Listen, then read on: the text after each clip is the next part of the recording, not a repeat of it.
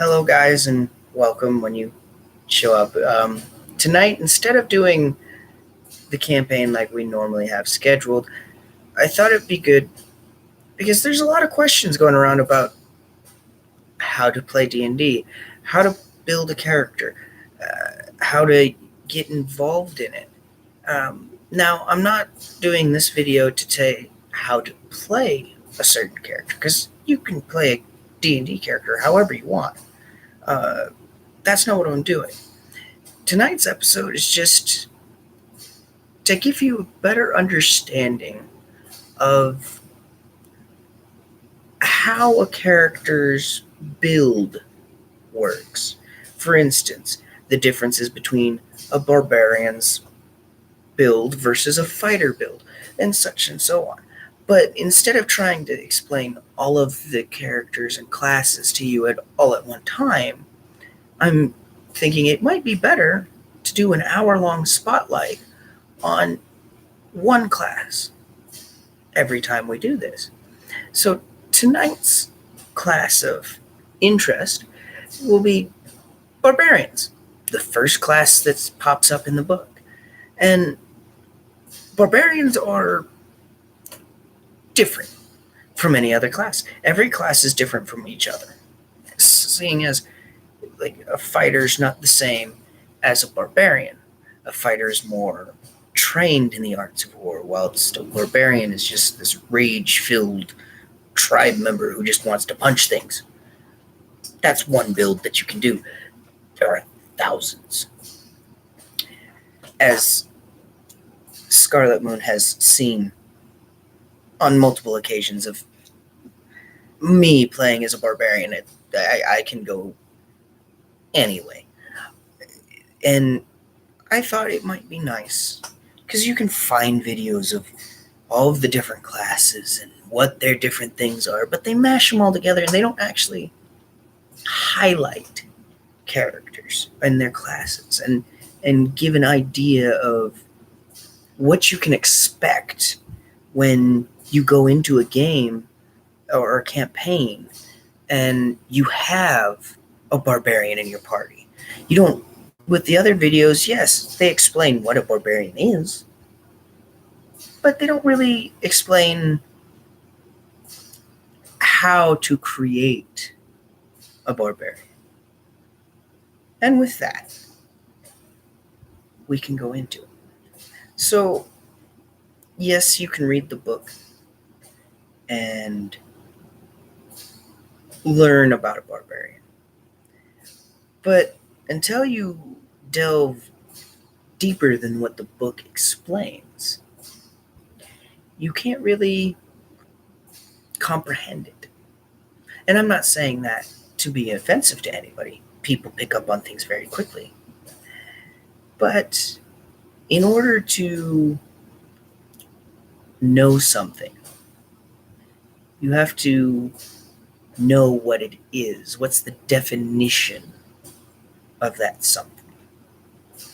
And what I would like to do is, Scarlet is with me, and maybe I'll have somebody else join me in some other videos. I don't know. What is your definition of a barbarian, Scarlet? Typically, I would think a barbarian is battle ready. They're ready to go and fight and defend. They usually have honor. They have courage. They typically have a really big weapon. And they just like to smash things. They like to intimidate people, whether it is to get a horde away or maybe something is they're afraid of. Maybe it's a sorcerer, maybe it's something that they can be weak against, and they are just trying to get it away from someone or from themselves. Which is a very good definition personally. Personally, to me, I see, as you said, barbarians are honorable. But I also see them more as the tribe members. Their honor is with those that they are close to, not oh, you're an enemy, so I'm going to treat you with honor. It's, you're a person that is hurting those that are close to me. So the honorable thing for me to do is to jump at that thing and smash it in the face several times. Now, there are several ways that a barbarian can do this. Like she said, really big weapon, works charms. You can slice, you can hack, you can poke, you can bludgeon things. You can spear it. You can spear it with a really big spear. There's multiple weapons. There's also the option of beat it with your fists, which is a very logical choice in a barbarian's mind. Well, I don't have anything in my hands. I have my hands. And they work nicely to punch things in the face. Now, there are other ways to do this too. Like, you could have the barbarian that wears heavy armor. Not very typical of a barbarian, because normally you don't envision a barbarian wearing heavy armor. But there are barbaric tribes in D&D that actually do specialize in wearing heavy armor and have learned how to fight in a different style whilst wearing this heavy armor. There's other barbarians who have channeled their inner rage, which is an ability that you get as a barbarian.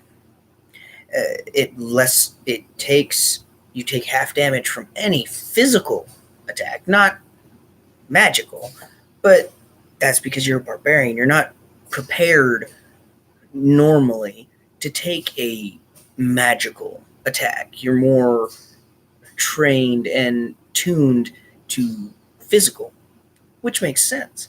You also get multiple other boosts to health, boosts to your AC sometimes. It depends on how you build your barbarian. But there's some barbarians that have channeled that inner rage to make it even more lethal. There's others that worship their ancient ancestors and channel their ancestors into their rage. There's the drunken barbarians, which are very fun to play. Difficult, yes, but fun. And a drunken barbarian, even though not very useful when talking to somebody, but if you get them drunk and throw them in a bar and place a bet on them, you're probably going to win. And then there's the barbarians that go more along the lines of the totem, which the totem is more of a spirit animal, will you say? And their rage is changed based on the totem that they use, that they follow. And every totem is different. No totem is alike. The barbarian is a very open class to play. You can mold a barbarian any way you want. And that's true for most classes as well, but there's other classes that are very straight and narrow path. And as I said, I'm not saying that in any way any of these videos are how you should build a barbarian or how you should play a barbarian. That is all up to the player. It is not always about what the book says is right.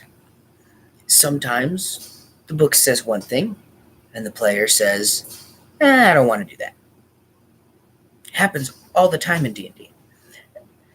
Like, all the time. More often than you can think of. As Scarlet has found out multiple times in multiple different campaigns. But yeah, so with these videos, the goal is if you have a question, ask it, and I'll tell you all about it. And Scarlet and I can both answer those questions to the best of our knowledge. Now, I'm not saying that my knowledge and Scarlet's knowledge are the high gods of all knowledge. As you play D&D longer and longer, you gain more and more knowledge, but you never have all of it. You can have a great vast majority, but you will never attain all of the knowledge that is in D&D. Now, going into abilities. So, when you think of a barbarian, Scarlet, what is the main attribute of a barbarian? I would say it's rage. And doesn't the rage boost its attack? Yeah, the rage can boost attack when molded in different ways, but more of along the lines of it not features that the barbarian gets. I wanted to know, when you see a barbarian and visualize it, what's the first thing that comes to mind? I think that it's big, it's bulky, it's not necessarily. Well, I mean, I've seen some smart barbarians, Mm-hmm. but it usually.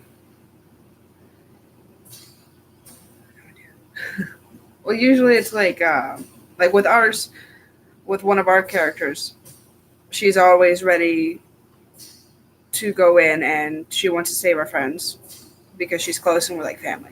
Mhm. But I don't think I'm getting to what you want. Okay, when you visualize more, Mm-hmm. meat stick more, Yeah. in your campaign. Well,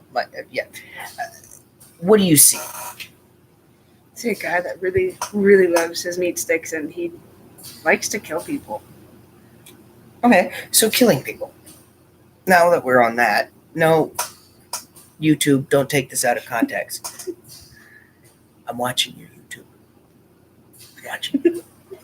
Now, so in D&D, what attribute allows you to kill people? Your lineman. Alignment plays a part, but more along the lines of abilities, ability scores. Your strength. Yeah. So when you envision a barbarian, most typically, people will see them as strong, buff, big, and more times than not, this is true. You see a barbarian, you think Conan. If we put it into context of famous people, barbarians are the Arnold Schwarzeneggers of D&D. Big, bulky, strong, does a lot of damage. And as Scarlett said, not always the smartest. But there is such thing as an intelligent barbarian. They're not mindless brutes. Well, you can play it like that. Although, yes, you can definitely play a barbarian as a mindless brute, which is fun. It just, like, for instance, a mindless brute barbarian sees a door, goes, well, the door is in my way. Mindless brute barbarian kicks in door. Problem solved. Right? But there's another way to think about this, too. A barbarian that's not a mindless brute sees the door and can think, wait a second, there might be somebody behind the door. Okay? Let me listen. Knows there's somebody behind the door. Okay? Now I'm going to kick in the door. Because now that person is dead. More than likely. Or there's the really intelligent barbarian that's like, if I kick in the door, I'm about the size of the door. Therefore, I will be the door. And that doesn't fit me well with those that are behind the door. So if I don't kick in the door, then I don't become the door. Therefore, I'm not the problem. Maybe I'll knock. Maybe I'll knock and see what happens. Goblin opens the door.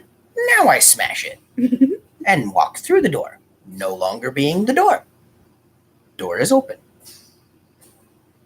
See, there's multiple ways to play a barbarian. When just looking at it, a door. Like, how to solve the problem of opening the door. That is the barbarian's worst enemy and best friend. How to open a door. And some other players. In our campaigns, our team would rather break in the door. And that's barbarians, rogues, fighters. We all like to just break the door. Yeah, but that's because we like to get into the juicy parts, as we call it in D&D, the action. But there's some other barbarians that are more keen on the let me interact with it. I've had a campaign where instead of opening the door or knocking on the door, the barbarian decided to talk to the door. My entire party, including myself, were very, very confused when the barbarian was the one who got the door to open itself.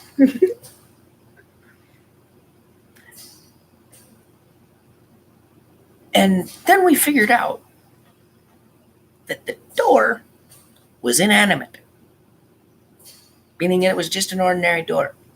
But the barbarian had talked it open. We could never figure out why. But the door had opened. Problem solved. It's one way. One of many, apparently. Now, we've talked about how to get through the door. But what happens when the door hits back? I guess you would try damage. Okay, so with damage, you got to know, well, if you're taking damage, that means you have to have some sort of way to take damage, or life, or as D&D puts it, hit points. Now, for a barbarian, they're very, very unique because barbarians get a D12 for their hit die. So they start off in any campaign always as the most hit points. Regardless of what level you are, you will most likely, out of your party, if you're playing a barbarian, have the most hit points. Well, the score that affects your hit points is Constitution. Now, not only does this affect how much damage you can soak in, as we like to call some barbarians the blood sponge, but also how well you can resist poisons and how well you can resist other various effects that can happen in D&D, as there are a plethora of things that can happen. You could die of disease if you have a low constitution. You could be bit by by a tiny, tiny, tiny spider. Then that could kill you if you got a low constitution. I've had it happen. I've watched it happen. As a DM, I've done it. You don't mean to do it as a DM, but if the player didn't put a high score in Constitution, well, they kind of just mess their own self up. Kind of their problem, not mine, kind of thing. Now, with barbarians, strength is very important. Yes, you want to hit things very hard. It means you kill it faster. Problem solved, right? Well, not entirely. Because in D&D, a goblin doesn't just stand there and let you cleave it in half. No, if it was like that, it'd be too easy and the fun would be gone. Now, that barbarian is now faced by a goblin who has 3 other buddies, and his 3 buddies have spears, or in most goblin cases, a very pointy stick. Now, they're going to stab you with said sticks. Now you're taking damage. If you have a low constitution, you can't take that much damage. For barbarians, you're normally in the front of the group. The farthest away from everybody. Most 9 times out of 10. And this isn't saying that barbarians should be all the way, away from the group.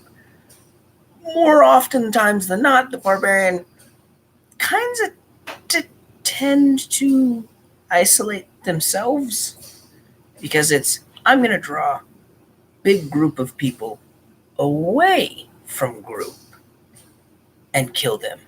So my group can deal with the other things that they need to deal with, and I'm taking up all of the damage. Like, that's a very good barbarian player. Not saying that you have to do that as a barbarian player. You can play, like I said at the beginning of this video, you can play it any way you want. That's the beauty of D&D. There is no one way to play.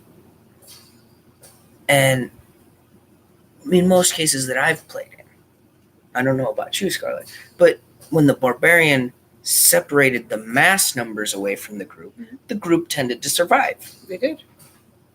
And when the barbarian was closer to the group, well, that gave that mass amount of things more things to concentrate on, more things to attack. When you lose your cleric or your druid, It's not good. you kind of mess yourself up. Spoilers for next videos. I'm a cleric. I know. We'll get into those classes later. Don't kill me. No. Yeah, no. The barbarian's best friend is a cleric. By the way, or a druid. Or any class that can heal. There are multiple classes that can heal. Clerics are your best healers. Hands down. Because that's what they're all about. But we'll get into that into another video. So, in the absence of said doctor, you kind of need a nice, generous, healthy serving of your own hit points. Hi, Sage. Yes, hello. Mm-hmm. And so you need to, as a barbarian, your highest scores should be in strength and constitution. Not necessarily have to be, but generally a good idea. And this is because you're going to, most likely take the most damage out of the group, but 2, also most likely deal the most damage. So you need the strength to deal the damage, but you also need the constitution to take the damage, because you're the big guy through the door first. First line of defense. You're the vanguard. You're the first thing to get poked by the very pointy sticks at the other side of the door. Kind of need to survive that. If you don't survive that, well, the group could survive. But if you were their tank, and they just lost you, not a good group to be a part of. No. If I was in that group, I'd be walking the other way going, ha ha ha, have fun, guys. we made a wrong turn at Schnizzles Street. Yes, hello, Sage. You are loved. Yes. But, I mean, now, I'm not saying that this video is going to last an hour. It might not. But there are other ways to build a barbarian. Many other ways. I'm not saying that you have to follow what we've told you. You could build a dexterous barbarian, which dexterity is a whole nother attribute, which goes into how agile you are and your ability with ranged weaponry. You could build a ranged barbarian. I've seen it. It was weird. It was strange to play with, but it worked. I've tried to build a dexterity-based barbarian. I wasn't good at it, so I didn't go any further with it. Maybe you can build a dexterity high barbarian and work with it. And who knows? The possibilities are endless in D&D.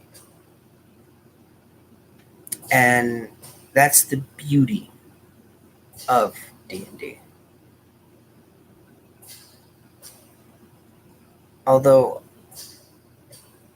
we may not know everybody that watches, I hope that this video and this spotlight into the world of the barbarian's role in D&D. Now, we're not saying this is the perfect role for a barbarian. There's multiple roles. Play your barbarian how you want to play it. No one can tell you how to. Only you can. And don't let them tell you how you should play, because you want to have fun with your character. If you want to be the barbarian that sees shiny stuff and eats it, well, play the barbarian who sees shiny stuff and eats it. Just be careful of the rogue. You may want the shiny thing. Which we'll spotlight rogues later on. You may get stabbed in the belly for the shiny stuff that you ate. But yeah. Now, I think as we've gone on for about 30 minutes, there's not much more that can be said.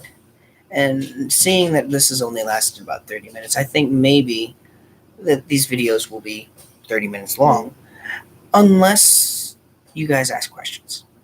If you guys ask questions between now and next week, I'm thinking maybe of doing this on Monday nights for spotlights on characters. But in hindsight of that, if you guys do comment and post questions in the video, which I do read, guys. I read your comments. I know it's weird, right? You get heard and seen. You cannot hide from me. But if you do have questions more on the barbarian, I am more than willing to sit down and have another discussion about the barbarian and answer those questions. And who knows? Maybe one day you will be a barbarian. And maybe one day you will master the art of the great weapon, or master the art of heavy armor, or who knows, master the art of smashing the door. I always like me a big sword. Or master the art of the big sword. Or master the art of making meat sticks. Yes. Plenty of meat sticks. Preferably out of animal. As Moore has said. But yeah, I think that we'll leave it there. Is there anything else you'd like to add in, Scarlett? D&D has so many options. Don't let anyone tell you how you should play a character. It's all about having fun. And if you're going to play something different, something kind of out of the norm, like if you're going to try to do like a different backstory, well, we won't get into that. But yeah, that's we won't get into that. Video. But just make sure you're having fun, because that's really all it's about. It's just to have fun playing a game. Yeah. All right. Well, as Sage is telling me, it is bedtime. And so I bid you adieu, and may I see you in the next video. Bye.